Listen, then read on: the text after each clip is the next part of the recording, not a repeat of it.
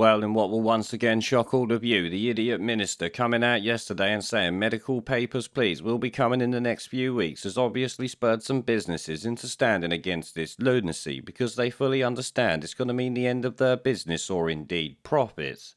I, for one, will actively boycott any business discriminating against anyone's medical history and will happily call out every business who does this on my channel. At the end of the day, if you support medical apartheid, I will name and shame you literally every time. But if you oppose this authoritarian lunacy, I, like the general public, will support you against this corrupt puppet government.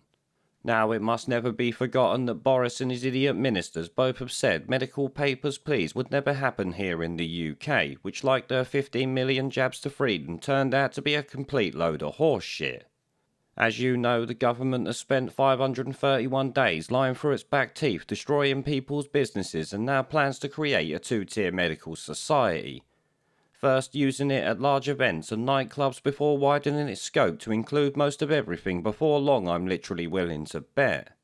But following this, more nightclubs and other businesses are coming out against it because, like I said, it means the end of profits and likely their entire business. The Telegraph as it stands is literally running 2 articles about the theatre industry stating this will end their ability to operate and the nightclub industry saying the exact same thing as they've been saying all along. As it stands, the medical papers please proposals will cover venues with 500 people or more indoors or 4,000 plus outdoors, but will include smaller venues where space is obviously tight. This, like with care homes and soon the NHS, is already causing staffing issues because even hospitality staff want no part in medical papers please bullshit being forced on customers or themselves. And bouncers apparently are hard to come by now, with 50% of clubs and pubs hit by an apparent bouncer shortage, proving to me it's not going to be enforceable or even profitable if they can enforce it.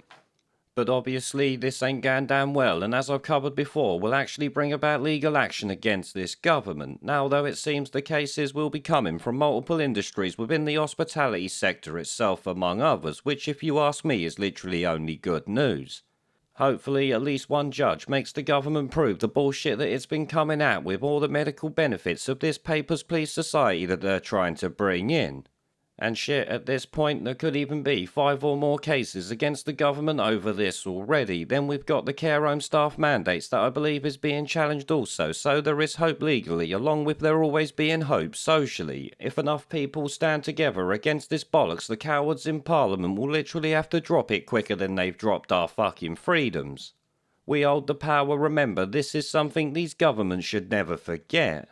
People should not be afraid of their governments. Governments should be afraid of their people. But before I finish, we shouldn't really leave the Labour Party out on this because they have yet to take a firm line on it and just say they're going to wait and see what Boris brings forward. This is obviously, like I said yesterday, just a coward's way out for them to go along with the government when it comes and avoid any scrutiny, as I said. In Scotland, on the other hand, though, where old fish lips is bringing in her own health passports, the Scottish Labour Party is actually going to oppose it.